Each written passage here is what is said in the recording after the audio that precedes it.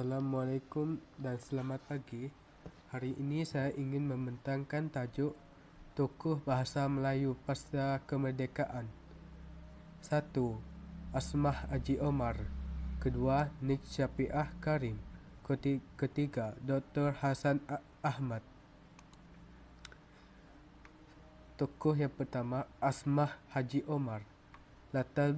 Latar belakang: dilahirkan di Jitra, Kedah, sarjana muda bahasa dan kesusasteraan Indonesia 1961,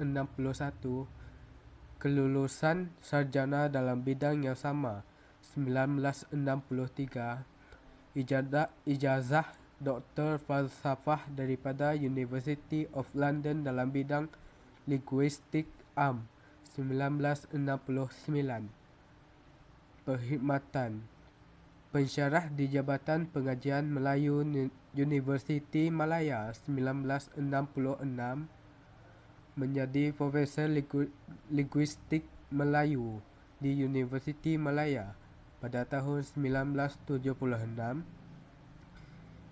Timbalan Naib Kaunselor Universiti Malaya 1983 hingga 1986, Dekan Fakulti Bahasa dan Linguistik Universiti Malaysia 1972 hingga tahun 2000, Profesor dan penyandang kerusi Peradaban Melayu Zaba di Universiti Pendidikan Sultan Idris 2001 hingga 2005, Profesor Anjung di Universiti Utara Malaysia.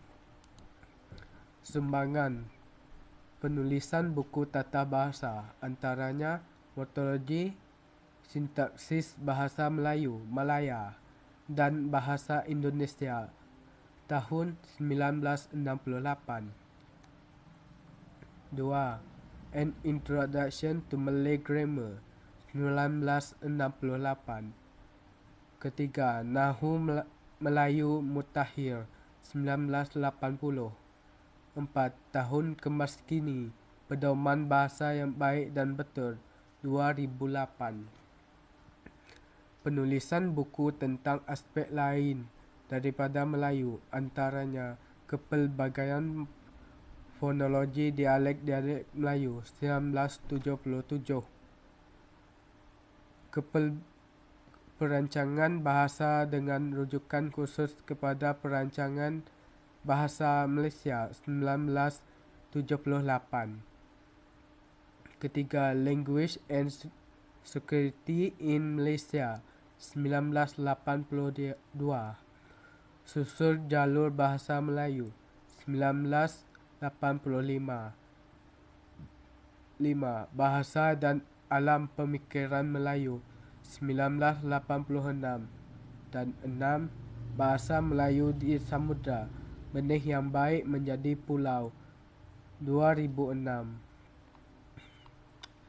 Gelaran dan Penghargaan: Ahli Mangku Negara 1973, Setia Diraja Kedah 1979, Datuk Setia Diraja Kedah bergelar Datuk 1983, Anugerah Bahasa Raja Nazim Shah 1996, Profesor Emeritus daripada Universiti Malaya tahun 2000, Doktor Persuratan Kehormat daripada Universiti Kebangsaan Malaysia tahun 2006.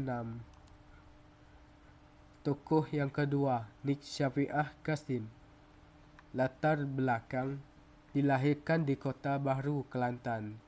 Ijazah Sarjana Muda Sastera daripada Universiti Malaya tahun 1963. Ijazah Sarjana Sastera daripada Universiti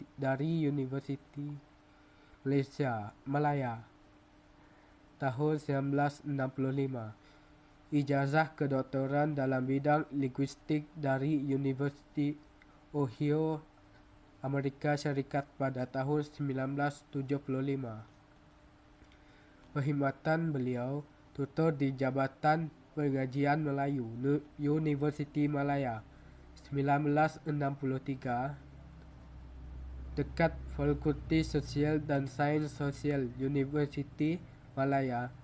Pada tahun 1982 hingga 1983 dan 1992 dan sehingga 1994 Ketua Jabatan Pengajian Melayu Universiti Malaya 1984 hingga 1986. Pengaruh pertama Akademik Pengajian Melayu Universiti Malaya 1990 hingga 1992.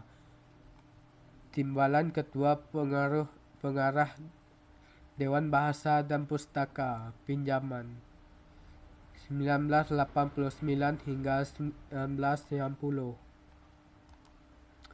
Sumbangan Presiden Persatuan Linguistik Malaysia 1982 hingga tahun 2000.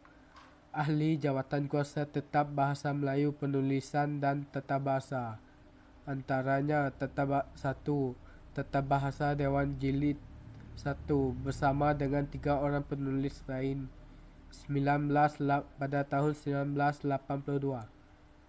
Tata Bahasa Dewan Jilid 2 bersama dengan 3 orang penulis lain 1989.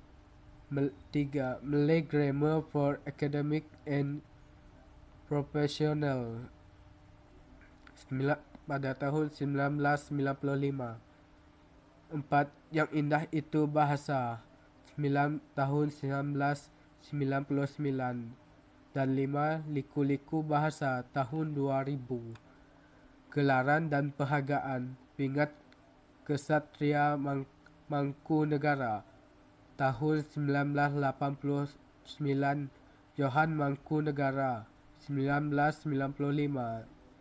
Johan Panglima Negara Bergelar Datuk 1997. Tokoh Ilmuwan Bahasa dan Pingat Emas Tun Fatimah pada tahun 2001. Profesor Emeritus daripada Universiti Malaya tahun 2002. Ijazah Kehormat Doktor Persuratan daripada Universiti Kebangsaan Malaysia pada 2003. Pada tahun 2004. Ketiga, tokoh yang ketiga, Dr. Hassan Ahmad. Latar belakang beliau beliau dilahirkan di Muar, Johor. Ijazah Sarjana Muda Sastera daripada Universiti Malaya. Ijazah Kedoktoran Sains Sosial dari Universiti Leiden, Belanda. Perkhidmatan Penolong Pegawai Daerah Pontian pada tahun 1962. Ketua Pengarah Dewan Bahasa dan Pustaka 1976 hingga 1988. Perkhidmatan Wakil Tetap Malaysia ke UNESCO pada tahun 1988 hingga 1994. Pensyarah jemputan di Universiti Malaya. Profesor Adjun di Universiti Kebangsaan Malaysia. Sumbangan Ketua Persatuan Penulis Nasional PENAS pada tahun 1966 hingga 1967. Pengerusi Hadiah Sastera Malaysia Ahli Jawatan Kuasa Tetap Bahasa Melayu membentangkan kertas kerja di dalam dan di luar negara, antaranya masalah bahasa atau masalah pengguna bahasa, membetulkan sikap dan perspektif manusia terhadap bahasa Melayu pada tahun 2006. 2. Bahasa Melayu sebagai alat pembinaan jati diri negara bangsa Malaysia pada tahun 2009. Penulisannya banyak membentuk artikel yang disiarkan dalam majalah, antaranya 1. Pemerkasaan dan Pemertabatan Bahasa Melayu 2011. Memahami Hakikat Bahasa pada 2011. Karyanya yang terbentuk buku ialah Syair pada tahun 1964 dan Bahasa dan Sastra. Buku Cetusan Fikiran Hasan Ahmad 1988. Gelaran dan Penghargaan Kesatrian Mangkunegara pada tahun 1973 dan Yah Datuk Setia Ismail Johor bergelar Datuk 1978. Fungsi Bahasa Melayu Moden.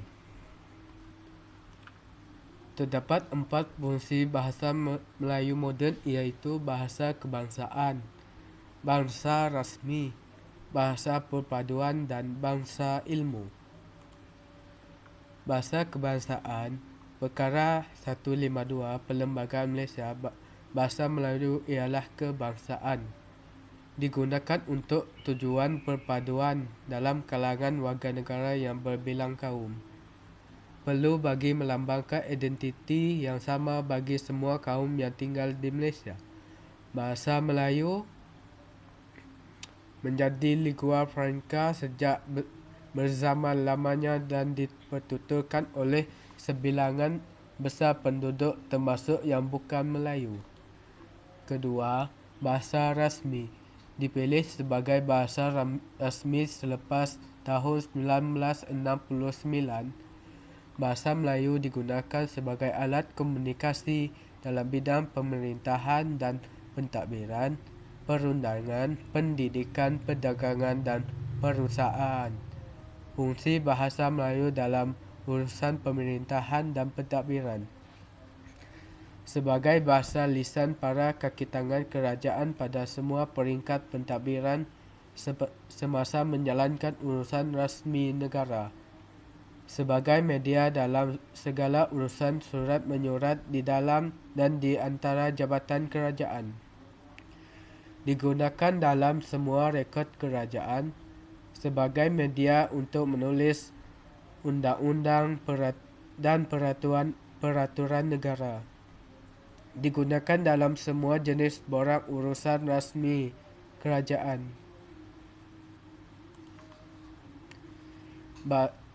Ketiga, bahasa perpaduan. Calvin dan Metcalfe pada tahun 1968 memberikan 3 fungsi simbolik bahasa baku, iaitu fungsi penyatuan. 1. Fungsi penyatuan. Bangsa Melayu baku bertindak sebagai alat yang menghubungkan petutur-petutur yang menuturkan berbagai-bagai dialek bahasa yang sama. Ini dapat menyatukan mereka ke dalam satu masyarakat pertuturan. 2. Fungsi pengasingan. Bahasa Melayu baku bertindak sebagai variasi bahasa yang terasing daripada dialek-dialek lain. Daripada bahasa yang sama dapat melambangkan identiti kebangsaan. Ketiga, fungsi frestik dapat mewujudkan satu bahasa baku yang menimbulkan perasaan atau semangat megah terhadap negara. Ketiga fungsi tersebut dapat menyatukan penduduk dan peranan bahasa Melayu sebagai bahasa perpaduan disalurkan melalui dasar pelajaran kebangsaan. Bahasa ilmu digunakan sebagai bahasa pengantar dalam pendidikan. Dasar Pendidikan 1981, bahasa Melayu digunakan sebagai bahasa pengantar dalam semua peringkat persekolahan. Pada tahun 1983, semua kursus tahun pertama di universiti tempatan menggunakan bahasa Melayu sebagai bahasa pengantar. Bahasa Melayu dijadikan mata pelajaran teras di sekolah jenis kebangsaan Cina dan Tamil. Dapat memupuk semangat perpaduan dalam kalangan masyarakat majmuk melalui penggunaan satu bahasa. Bahasa Melayu dapat berfungsi sebagai bahasa penyalur ilmu. Pada masa kini, banyak buku-buku akademik yang ditulis dalam bahasa Melayu menunjukkan bahawa bahasa Melayu mampu berfungsi sebagai bahasa Melayu. Sekian, terima kasih.